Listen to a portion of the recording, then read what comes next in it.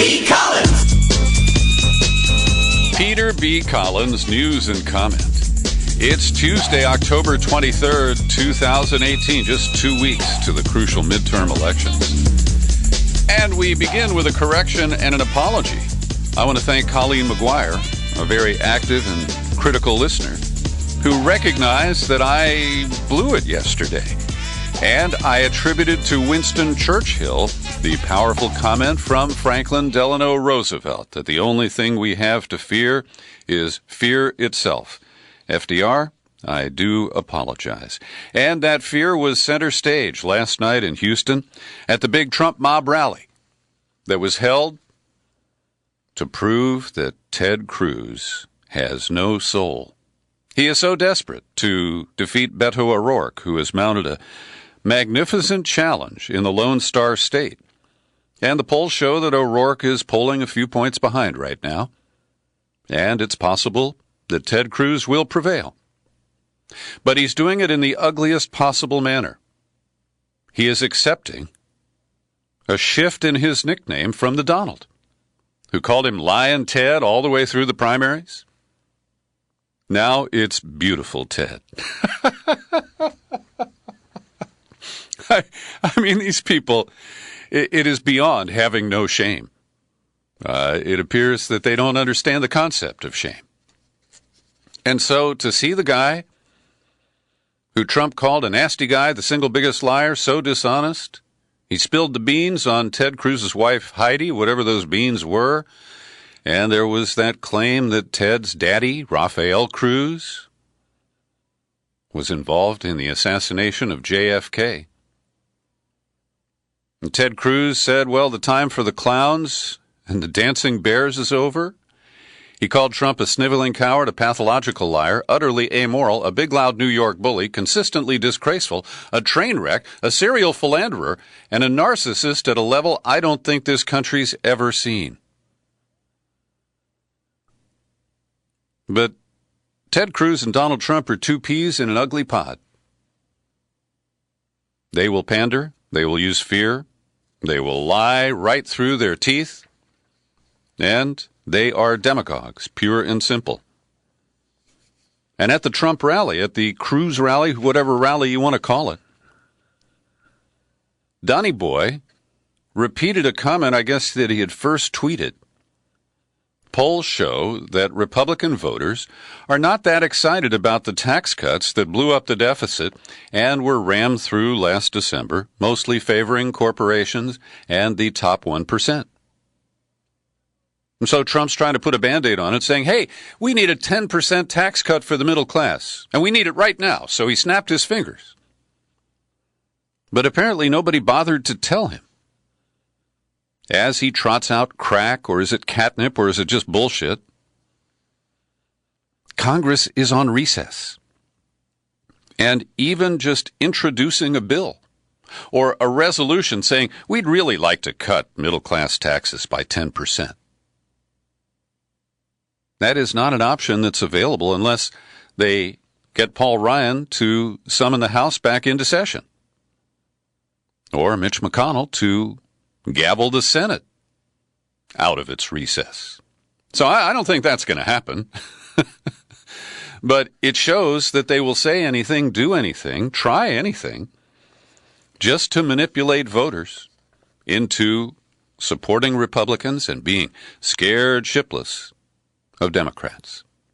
And yesterday I led my news and comment podcast with commentary on the fear that is being used against voters. Trump said at one of the rallies last week, I think it was in Montana, Kavanaugh and the caravan. So he keeps lying about the caravan, saying that there are these Middle Easterners. We'll get to that lie in a moment. But a new study confirms that Republicans are using Islamophobic themes in their campaigns quite liberally this year. It is hardly liberal, but you know what I mean. So, for example, Chris Kobach, the KKK of Kansas, he's running for governor there after he spent time as Secretary of State, ran the interstate cross-check list, He is the top vote suppressor in the country, and he is calling for a Muslim registry in this country.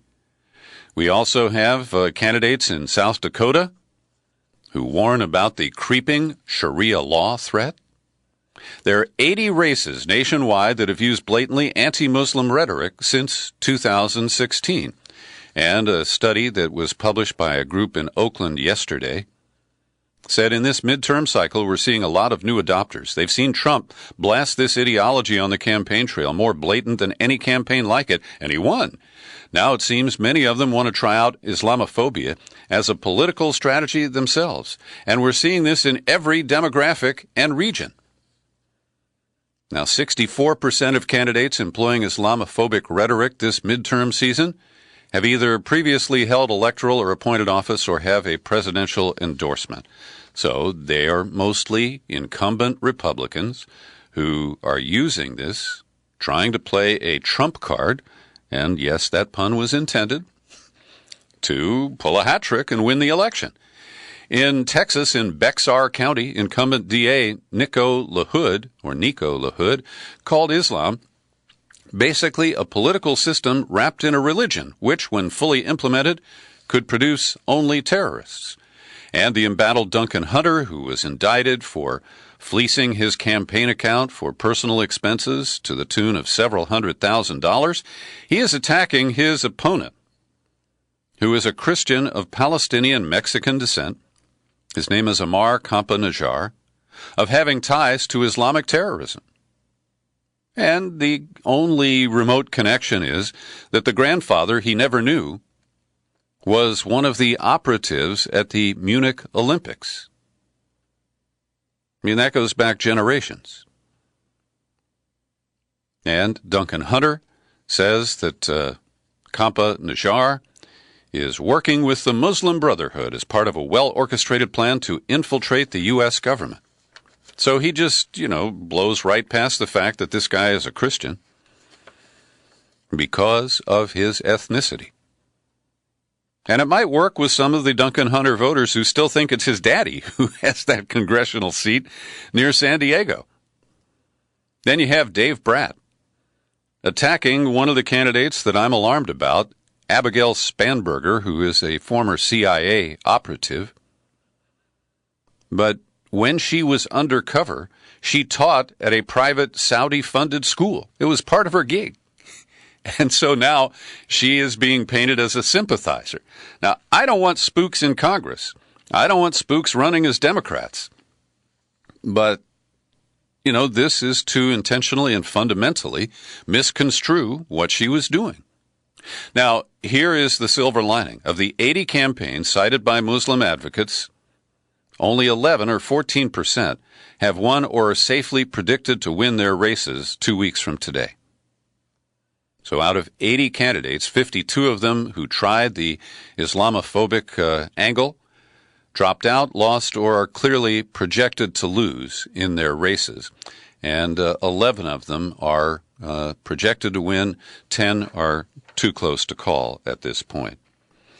But Trump continues to stoke the fear and the division, and that's, of course, the accusation that we hear about Russia. They want to sow division. Well, who can sow division? I mean, he is the Johnny Appleseed of division. And so he keeps making this charge about unknown Middle Easterners. The New York Times politely refers to it as unsubstantiated. It's a flat-out lie. There is no evidence whatsoever that a single Middle Easterner has blended in with the migrants headed northward, either in caravans or separately. This is pure bullshit. It is fear-mongering of the lowest order. And then, of course, he blames immigration problems on Democrats. They want open borders. There were a few people who called for dismantling ICE. And as I talked about at the time, that is an issue that can be wielded against the people who advocate for it. And to be clear, I wouldn't be opposed to abolishing ICE, but we're going to have some sort of border enforcement agency, and whether you call it ICE or anything else, I think that is an issue that only hurts those who advance it. But in upstate New York, the racism is coming out as Antonio Delgado, an African American, is being painted as a big city rapper who wants to give government handouts to food stamp recipients. Over in Dallas, a political committee aligned with Trump called America First Action has an online ad branding Colin Allred, a black civil rights lawyer, as hostile to gun rights, and the picture that is attached to it is the image of a white woman with a dark-skinned hand smothering her mouth. And the embattled Chris Collins, he's the insider trading defendant in the corruption case in upstate New York. He is trying to paint his opponent, who is white, a guy named Nate McMurray, of favoring Asian economic interests over those in the United States because he knows how to speak Korean. So this has reached a new low, and the lies come so fast that the fact checkers cannot analyze them and debunk them as fast as the next round comes. At one of the rallies last week, Trump falsely claimed that there have been riots against illegal immigration here in California. And the New York Times closes its piece by citing a woman age 75 from northern Minnesota who is afraid that migrant gangs will take over people's summer lake homes. What's to stop them, she said. We have a lot of people who live on lakes in the summer and winter someplace else. When they come back in the spring, their house would be occupied. Wow. These Fox viewers have really vivid imaginations, don't they? And now Mike Pence is trying to keep up with his boss. So he peddled the falsehood about these Middle Easterners, and he tried to back it up with some data. He said, well, in the last fiscal year, we apprehended more than 10 terrorists or suspected terrorists every day at our southern border from countries that are referred to as other than Mexico, and that means the Middle East. Well, not so fast, Mike. That number of 10 terrorists or suspected terrorists apprehended is actually nationwide. It doesn't, it's not specific to the southern border. And when you parse the numbers, it relates to people who are on the FBI's terrorist watch list who attempted to travel to the United States. Now, they didn't all succeed. And as we know, the terrorist watch list is loaded with people who don't belong there, people who were bullied by the FBI into cooperating or becoming an informant, and when they refused, they were put on the watch list. So, the number in that year is about 7 per day. But the correct way to put it is, in fact, on average, the Homeland Security Department blocks 7 known or suspected terrorists from traveling to or attempting to enter the United States. And to be honestly and accurately fair here, the State Department issued a report a year ago, July. There is no credible information that any member of a terrorist group has traveled through Mexico to gain access to the United States. Now, there are people from Cuba who couldn't get into Florida, and so they went the circuitous route. I believe they entered through Panama and then came up through Mexico. Last time I checked, Cuba is not in the Middle East. And we see a definite cycle of garbage in, garbage out. The president consumes the garbage of Fox and Friends, and then he spews it out on Twitter and in his off-the-cuff remarks to reporters. And it's Fox and Friends that is stoking the hysteria that this caravan, now estimated at 7,000 people, is part of what Judicial Watch labels an illegal alien invasion. I got an email from JW today, and they sent a video report of somebody they interviewed on the ground in Guatemala. And it was a strange interview, only about a minute and a half long, and the guy spoke in Spanish mostly, but occasionally dropped into English. He said he lived in the United States for 26 years, and he joined this caravan to make it easier to get to the United States as he tries to return. But he said he was returning anyway. And he didn't explicitly say that George Soros didn't pay him. But he said, look, I was already planning to come, and I don't know where all these other people came from. So it was a strange report that doesn't advance their false meme. That this is organized, the Democrats are behind it, that George Soros has funded it. By the way, Soros had a bomb placed at one of his homes in upstate New York in the past 48 hours. These are bizarre times, friends. And I'm sure you are comforted to know that the U.S. Cyber Command is fighting back against those pesky Ruskies. They're targeting individual Russian operatives to try to deter them from spreading misinformation and disinformation to interfere in our elections, telling them that American operatives have identified them and are tracking their work. Whoa! That'll really get to them, won't it? I mean, this is bizarre. The Cyber Command operates mostly in secret. We know from budget hearings 80% of their budget is devoted to offensive cyber warfare, but the New York Times makes it seem like this is brand new. The campaign, which includes missions undertaken in recent days, is the first known overseas cyber operation to protect American elections, including the November midterms. The operations come as the Justice Department outlined Friday a campaign of information warfare by Russians aimed at influencing our elections. Now, defense officials wouldn't say how many individuals they're targeting, wouldn't describe the methods they're using to send the direct messages. I'm sure they just text them. And it's not clear if the information was delivered in an email, a chat, or some other electronic intervention. Yeah, they slipped a note into that borscht bowl. I mean, this really strikes me as so juvenile.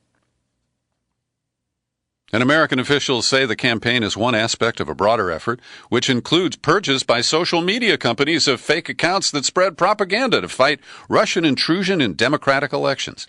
Now, buried in the, paragraph 10 of this New York Times report is what we have suspected, that last week's purge, it's 2 weeks ago now, the purge on Facebook, the Twitter purges, is part of a coordinated effort, including apparently some connection to the Cyber Command. So is Mark Zuckerberg taking his orders from Fort Meade these days? It's possible. Certainly there is influence exerted, whether it is overt or not. Now, here's the comforting part. American intelligence officials have concluded that Russia is unlikely to try to hack into voting machines or directly manipulate voting results this year, which leaves a clear field for the Republicans to do it and blame the Russians for it.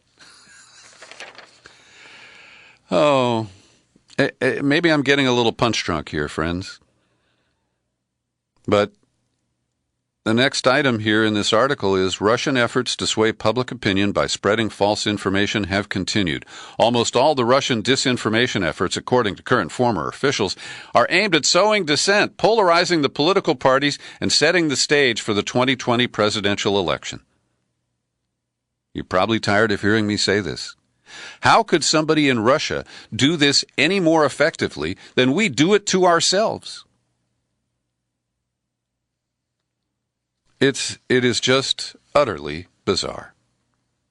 Oh, and here's another comment in the New York Times article underscoring the collusion between tech companies and our government.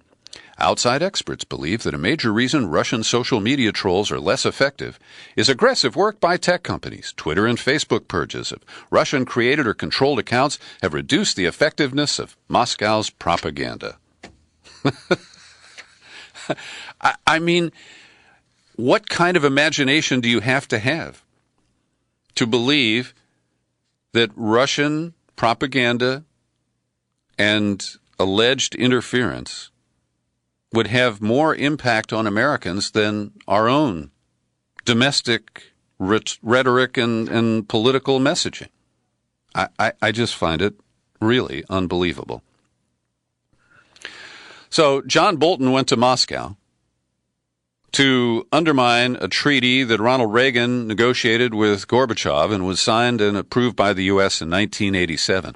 And while he was there, he commented at the Echo of Moscow radio station about the allegations of Russian interference in 2016. And Bolton said, "The point I made to Russian colleagues today was that I didn't think, whatever they had done in terms of meddling in 2016, that they had had any effect on it. But what they have had an effect in the United States is to sow enormous distrust of Russia. I said, just from a very cold-blooded cost-benefit ratio, that you shouldn't meddle in our elections because you're not advancing Russian interest. And I hope that was persuasive to them." Now, he's caught, because he's trying to straddle the intelligence community and their assertions about Russian meddling in 16 with the stout denials of his boss. And isn't that just a sweet spot to be in? So, now let's turn to this treaty that Bolton is threatening that Trump will withdraw from. It's the 1987 Intermediate Range Nuclear Forces Treaty, and it is explicitly limited to ground-based missiles. And this is important to note because Trump, I think, is posturing. There is an issue. The Obama administration has claimed that Russia was not in compliance with this treaty because of their development of intermediate-range missiles that apparently conflict with this treaty.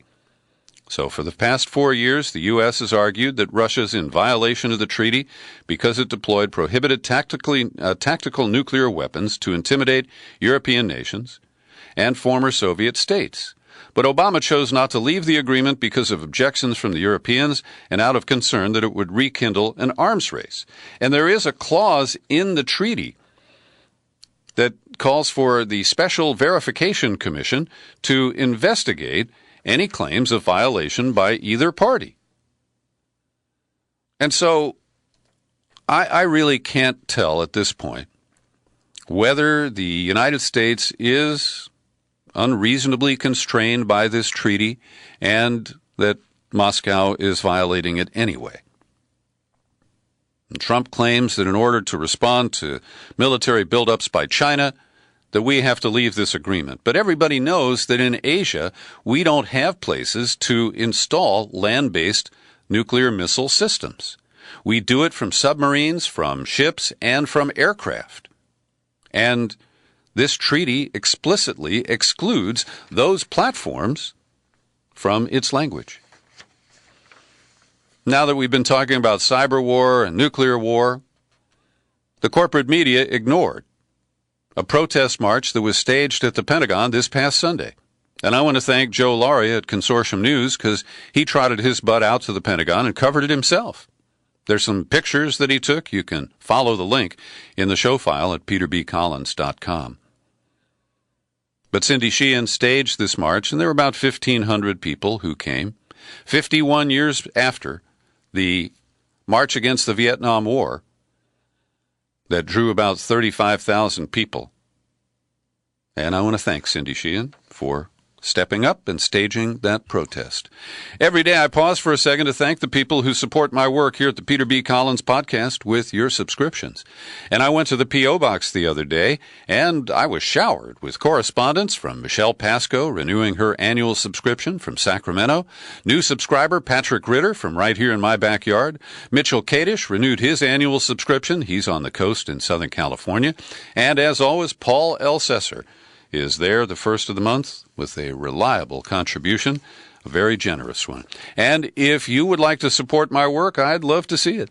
Visit peterbcollins.com, click menu, then click on Become a Subscriber. You land on the sign-up page, and boom, you can choose a level of support that's comfortable for you. And if you take out a new annual subscription, I'd love to lay a bonus gift on you. It's a copy of John Dist's rock and roll CD called American University, coming your way with a new annual subscription. Well, it was kind of a letdown in Istanbul today because President Recep Tayyip Erdogan of Turkey had promised to, expose the naked truth about what went on October 2nd at the Saudi consulate in Istanbul where Jamal Khashoggi wound up dead. And we now know that the Saudis killed him. And Erdogan has teased through leaks to state not controlled, but state-influenced media in Turkey, that there is a recording of the murder and dismembering of Khashoggi. But he didn't produce it. He didn't reference it. He did add a couple of minor details. He clearly is gunning for the Crown Prince Mohammed bin Salman. He said that the king is a respected and sincere man, but he didn't extend those compliments to his son. He said the murder might have been committed at a consulate building which may be considered Saudi Arabian land, but it rests within the borders of Turkey, and Turkey cannot allow the investigation of this murder to be concealed behind the armor of immunity. Now, we've also learned that Khashoggi went to the consulate almost a week before, on September 28th. And Erdogan said that that's when the planning to execute him began. Some of the consulate staff returned to Riyadh, Saudi Arabia, to prepare for the scheduled return of Khashoggi to pick up his documents on October the 2nd. Now, he didn't reference, Erdogan, to my knowledge, that King Salman has appointed the Crown Prince to investigate this crime and to lead reform of the Saudi intelligence agencies. Nonetheless, he said putting all the burden on a few security and intelligence members would satisfy neither us nor the international community. We could be satisfied only if everyone, from the one giving the order to the one who carried it out, are called to account. So we also learned that Saudi officials had done a reconnaissance run to a forested area in the outskirts of Istanbul, and that's where they're searching for body or body parts. And Saudi officials had ripped out the hard disk of the closed-circuit television system inside the consulate. Now, the U.S. has dispatched a known torturer, Gina Haspel, the current head of the Central Intelligence Agency, to Istanbul to help the Turkish investigation. But I'm not sure if there's anybody she can torture to get more information out of, so I don't know what her role will actually be there. One of the other tidbits that surfaced in reporting from The Guardian parallels some of my speculation that the Turks had wired the Saudi consulate, because in the coverage from The Guardian, it says, it appears that Turkey, aware of diplomatic protocol and the supposed sovereign immune territory of a national embassy, is nervous of directly citing any evidence gathered by the illegal wiretapping of the Saudi consulate in Istanbul. So, again, that's speculative, but that does appear to be the method that was used to gather the evidence that has been teased, unless it is concocted evidence, which is certainly possible.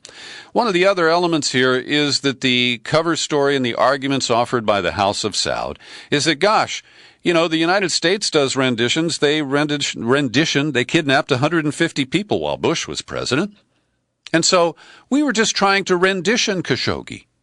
Nothing wrong with that, right? And then it kind of went sideways or south or north or whatever you want to call it. But right now, one of the concerns of the power class is that this episode is going to uproot efforts by Israel with the help of the United States to target Iran. The Saudis were very much at the center of all that. Dan Shapiro, former U.S. ambassador to Israel, said, "You need Saudi Arabia to be at the center of this coalition to take on Iran. Right now, it's unlikely you would find any member of Congress or Western European leader willing to sit with the Crown Prince for consultation." Well, yesterday, at the Future Investment Initiative, which many corporate and political leaders have begged off from, Crown Prince Mohammed bin Salman made a surprise visit, and he received a standing ovation. It's really insidious, and it shows just how corrupt the U.S. relationship with Saudi Arabia is. And if you need more evidence, James A. Baker III, he was Secretary of State under George H.W. Bush and the Bush crime family's consigliere. He says, well, if Khashoggi was murdered in Istanbul on orders of the Saudi government, the affront to American values is clear. But on the other hand, Saudi Arabia has been an important strategic partner of the U.S. since FDR. And he goes on to rationalize that the best route forward for Saudi Arabia is to signal clear disapproval and a message that reform is needed. The response must also reflect a sober assessment of the substantial and abiding value our strategic partnership with the Saudis presents. Yep, no change. The adults in the room say, you can't do that. Elizabeth Warren is trying to burnish her foreign policy credentials, and she needs to do that. She is demanding the Trump administration investigate whether former American service members joined the Spear Operations Group and carried out mercenary operations paid for by the United Arab Emirates and assassinations that occurred in Yemen. Now, to be fair, this goes back to the Obama administration. It occurred in December of 2015, and it'll be interesting to see if the Trump team wants to investigate issues like this that happened under Obama. They love to do that, so we might actually see an investigation of this one. Over at World Socialist website, Patrick Martin, who guested on 2 podcasts this year to share his analysis of the spooks and soldiers being trotted out to run for Congress by the Democrats this year. He's got a very sober analysis here, that after the midterm elections, we're going to see bipartisan collaboration against the working class once the election is safely passed. And he argues that the Republicans have signaled they want to cut Social Security, Medicare, and Medicaid, and that they need Democratic votes to do it. And he quotes Mitch McConnell saying that I think it's pretty safe to I've got this right. I think it's pretty safe to say that entitlement changes, which is the real driver of the debt by any objective standard, may well be difficult, if not impossible, to achieve when you have a unified, meaning one-party government.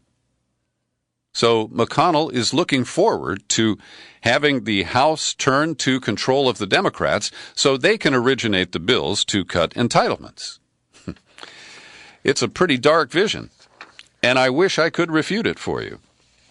Here in San Francisco, as we lamented last week, the judge presiding over the Monsanto Roundup case has unilaterally used her authority, and it's legitimate, to sharply reduce. She's cutting $200 million plus off the jury award, and that's a huge gift to Monsanto, because the jury found that Monsanto was guilty of negligence in promoting a product that causes cancer. And in the case of Lee Johnson, they discovered, or they affirmed, that his non-Hodgkin's lymphoma was caused by exposure to glyphosate, the active ingredient in Roundup.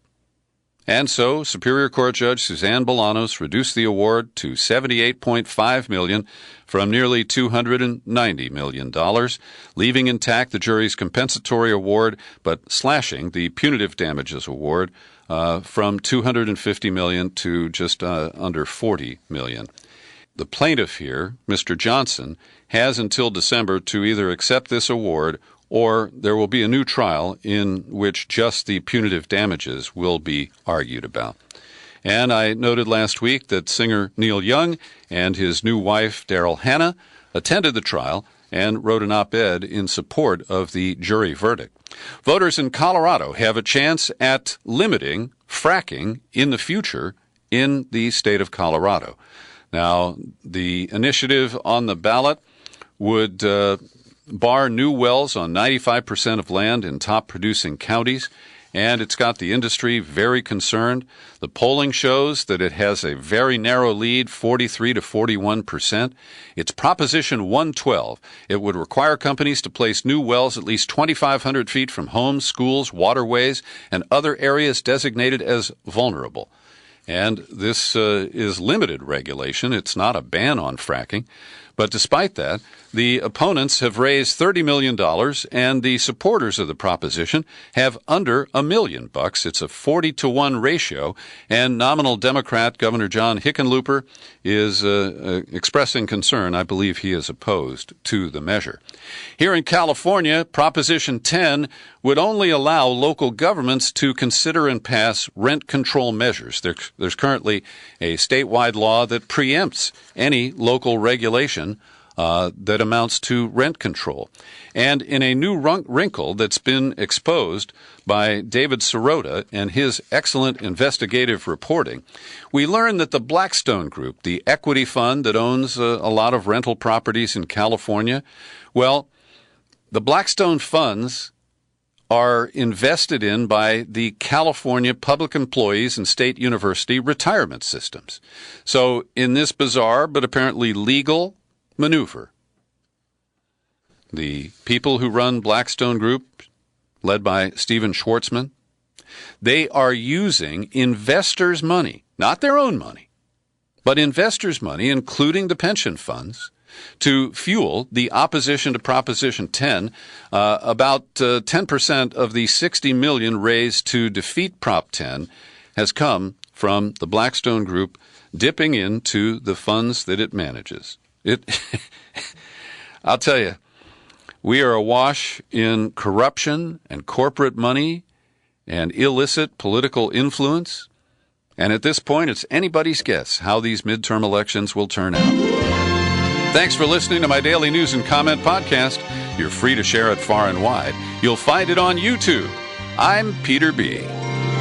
Happy trails to you until we meet again. Happy trails to